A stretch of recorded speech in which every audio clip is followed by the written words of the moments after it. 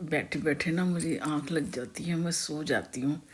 आज ना सुबह जब सोने को थे ना हमारी आँख, मैं सोई नहीं, 12 बज गए दोपहर तक। फिर उसके बाद ना एक्चुअली कुछ किसी काम से जाना था, फिर वो जैसे कल तो फिर वो कैंसिल हो गया हमारा ना, तो जाना ही नहीं हुआ। तो फिर बार बार मैं उसी तरह से उठती गई ना, हर आधे घंटे बाद उठ रही।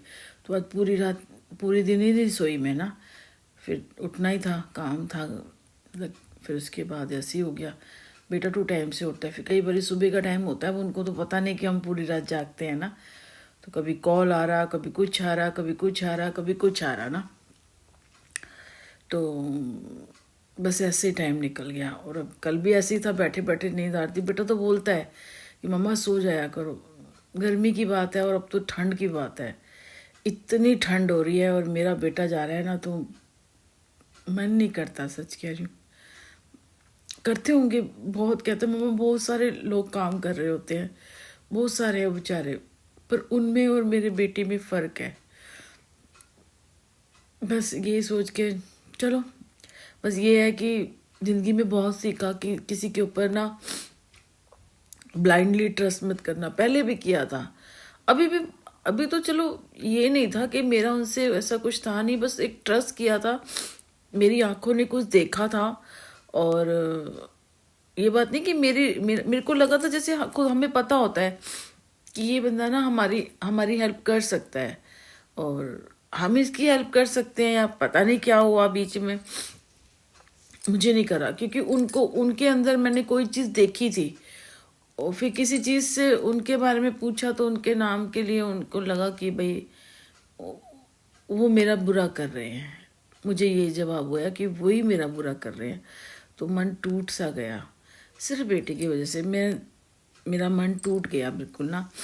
आप बोल रहे हो कि मैं कृष्ण जी हूँ, और अपने आप को भोलेनाथ बता रहे हो या कृष्ण जी बता रहे हो कि वो राधा जी से बहुत प्यार करते थे।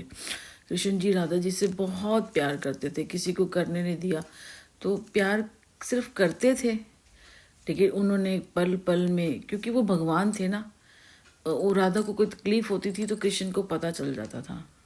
कभी राधा इतनी तकलीफ में आई नहीं थी। तो इसीलिए ना अपने आप को कृष्ण बोलना या समझना छोड़ दो। फिर आप अपने आप को भोलेनाथ समझ रहे हो कि भोलेनाथ है। भोलेनाथ ने पर भोलेनाथ ने पार्वती जी को समझाया था, उन्हें टॉर्चर नहीं किया था, उन्हें टॉर्चर नहीं किया था। भोलेनाथ पार्वती का रिश्ता कुछ अलग था, उन्हें टॉर्चर नहीं किया था।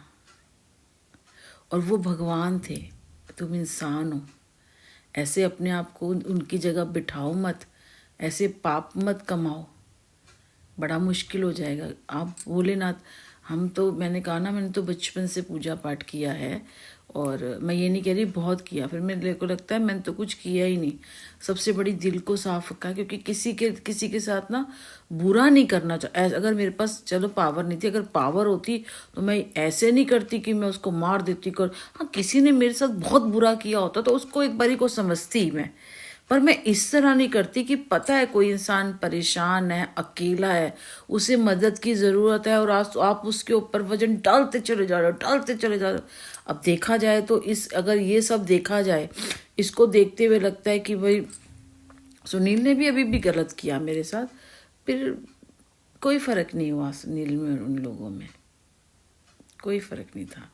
मतलब आप चाहे घर के अंदर हो चाहे घर के बाहर हो, सब एक सही है, कुछ अलग नहीं है, सब एक जैसा ही है।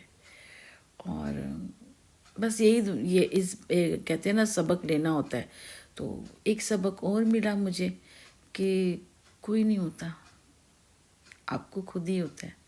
ईश्वर तो है ही, बस इस जब में क्या होता है कि हमारे साथ तो जो उन्होंने करना है कर लिया, क्योंकि वो इंसान है, वो इंसान है। उनके पास पैसा है तो ताकत है। अगर उनके पास पैसा हट जाए ना, उनके पास पैसा ना हो, तो उनके पास कुछ नहीं बचेगा।